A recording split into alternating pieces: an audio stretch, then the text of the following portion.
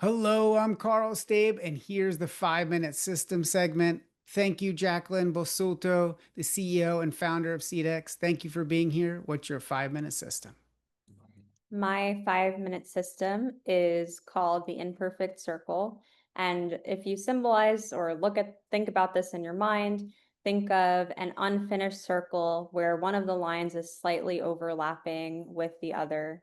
And you can think about this as a system for striving towards perfection, but never truly getting there. And I would love to talk about how I think this impacts our culture at every level.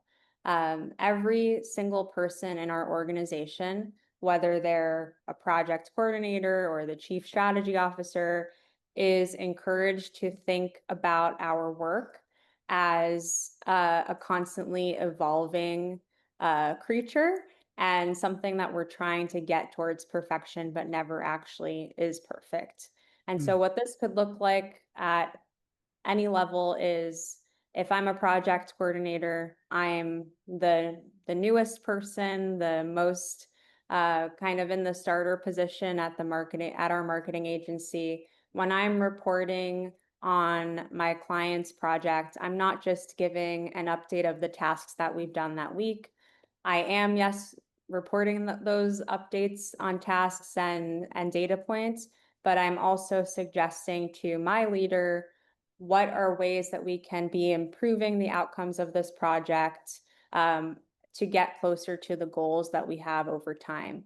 And then that person who sits above them is taking that a step further, even more in depth, and sharing that with both their superior and the project coordinator who's beneath them, so that we can all be thinking about each project every week in not only how it's performing, but how we're going to strive to make it better.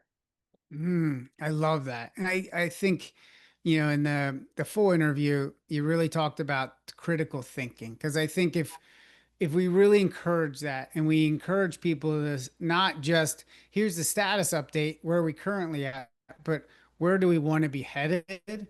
That is a mindset shift that doesn't come overnight, but when you do it and encourage it again and again and again, then the people really start to feel, I think, more engaged and happier because they're trying to say, oh, I can affect the future. And it's not just, I'm going to do these, I'm going to stay in my lane and do this small bit of work every single day.